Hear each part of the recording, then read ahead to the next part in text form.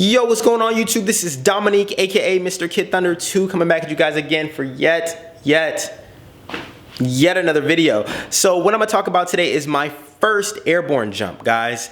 And just to be totally honest with you guys, my first take of this video was like 16 minutes. So I'm gonna try and keep it under 10 minutes for you guys.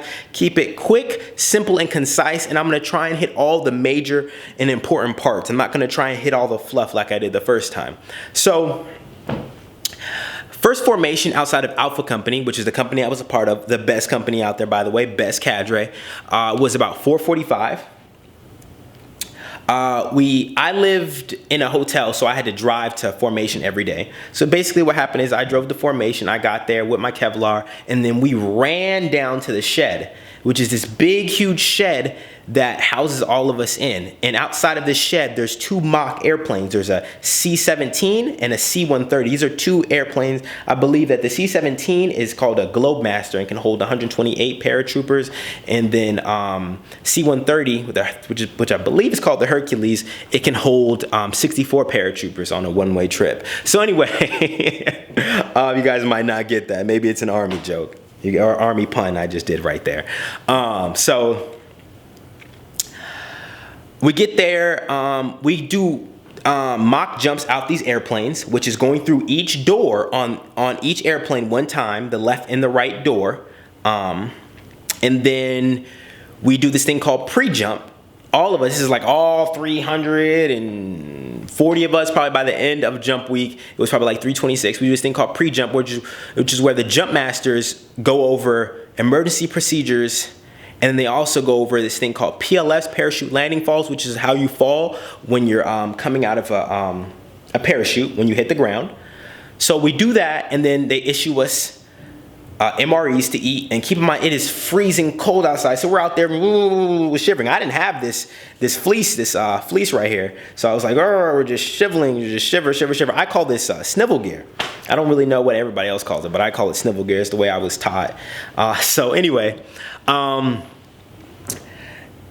A whole bunch of people were hurting inside of the bathrooms, and I guess the cadre wasn't expecting that because it was so freezing cold, but they end up hurting inside the bathroom, which is kind of nasty, eating your MREs inside of the bathroom because you're eating food where you use the bathroom, man. It's not really healthy, it's not really nice. Anyway, but I understand them because it was so cold outside. It felt like I just got hit by ice punch by a Pokemon. I was like, whoa, I had to check myself every time I was just outside. I had to just like, oh, let me warm back up. What I ended up doing to keep me warm is everybody was throwing away their heaters, or not really using their heaters, and after they were done, they just kind of like tossed them away. I got heaters and put them on my hands, which kind of heat escapes through your head and through your hands, and I had my fleece cap on, and I had my gloves on, and I held the warmers through my hands, so I was pretty warm the whole time. I don't know, I was the only person to do that, but I didn't care about looking funny. If it was 20 degrees outside, your boy was gonna be warm, and I was not about to squeeze up in that bathroom the whole doggone time.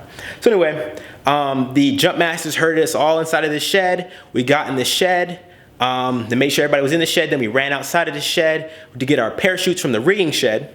We carried the parachutes like this, like on our right shoulders, and when I mean I was about to catch PTSD running back from the shed. On the first jump, they had all the jump masters, well, not all of them. They had a couple of jump masters outside from the rigging shed to the main shed, and they were like yelling at us to go, and I was like, wait, hold on. PTSD? I was thinking, for a second there, I thought they had the drill sergeant's hat on. I was back in basic training when they was yelling at us to run. I was like, whoa, what is going on here, guys? Whoa, buddy. So that's what ended up happening.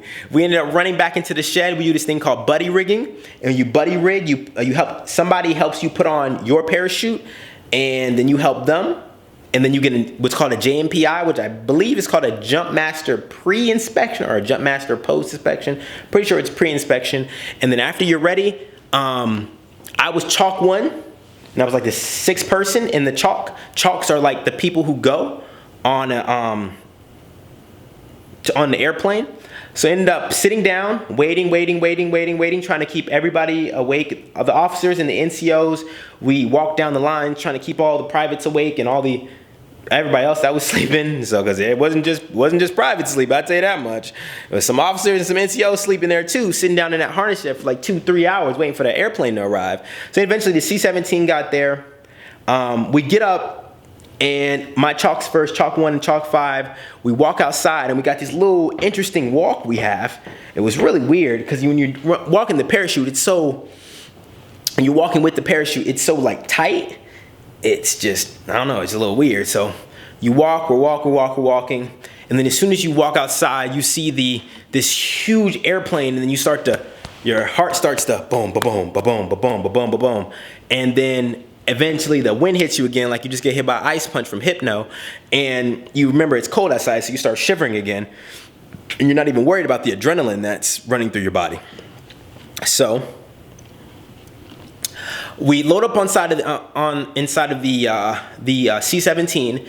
It's kind of spacious, and eventually they take off. And it was really funny is some people that have never even ridden in an airplane before were riding an airplane for the first time, about to jump out of it. Like, there is no way I could do that. Like, that is nuts. That is crazy.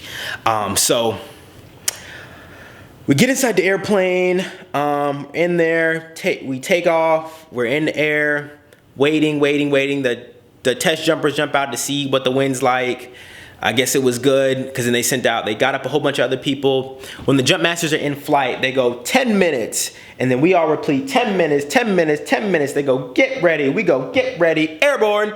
And then so we do this while we're sitting down. And so it's done while we're sitting down. Then they go, outboard personnel stand up, inboard personnel stand up, hook up, and then equipment check and safety checks and all that. And then the first people go out, and you're like, wow, they really just jumped out this airplane. Whoa, buddy. And then at that moment, the cold stops like getting to you, and your adrenaline starts to like kind of take in. But then at that point in time, I wasn't too sure if I was just cold or if I had the adrenaline that was just rushing through my body. I kind of just said it was the cold, because I don't want to look like no punk, that the adrenaline was kind of getting to me, if you see what I'm saying. I wasn't trying to look like no punk, even if it was just to myself. I didn't want to think that I was some type of punk or something. So anyway, then it was my row's turn. We get up, we hook up, and then we end up actually waiting like 30 minutes just standing up like this, because I'm going out the right door, so my stack line is going to be in my left hand, so I can hand it off to the jump master safety like that, and then I'm going to turn, take a right, and then jump out in proper body position. So I end up jumping out, and I don't end up jumping out. So eventually, after sitting up there for 30 minutes, imagine that, getting up, you're about to jump. They tell you you're about to jump 30 seconds. They go 30 seconds, and we go 30 seconds, and we're waiting to jump, right? Waiting to jump. And then it never happens. You sit up there waiting for 30 minutes, and eventually you get the green light, and then you go. And it was boom, boom, boom, boom, boom. I handed it off, and boom, I jumped out. Boom, quick, tight body position. And for the first 2 seconds of jumping out of the airplane, wind is just hitting your face. You're like, what is going on? And then eventually, boom, your canopy catches air from the tension created, and you're just floating. And it was one of the crazy experiences of my life. You look out for the first time, and you're like, wow, this view is crazy. And then the view is crazy. And then on top of that, it's so quiet. Like, it was like, it's literally one of the most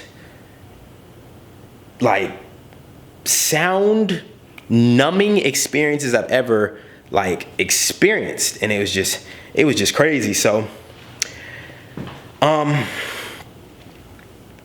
eventually, I'm getting about 250 feet from the ground. I look to see which way the wind is blowing me, so then I can prepare to land. I end up doing a left PLF. It just was absolutely horrible. I end up grabbing my risers, because you grab your risers and you keep your feet and knees together. My knees are together and my feet are together, and end up landing.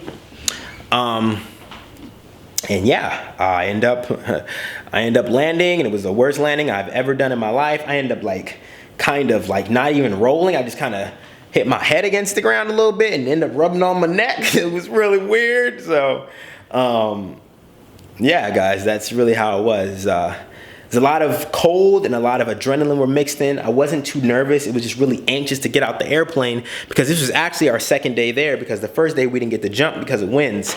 And we almost didn't jump this time, so we were sitting in the air for like 30 minutes. So yeah, guys, that is my first experience jumping out of an airplane, my first airborne jump. If you guys have any questions, comments, or concerns, you guys can hit me up on Snapchat at KLOP95 and then at Instagram at KIDTHNDR2. And like I always like to say at the end of all my videos, don't live the same year 75, 80, 85, 90 times and then try and call it a life. My name is Dominique, aka Mr. Kid Thunder 2, and I need to get back to work. You guys have a good day. Peace.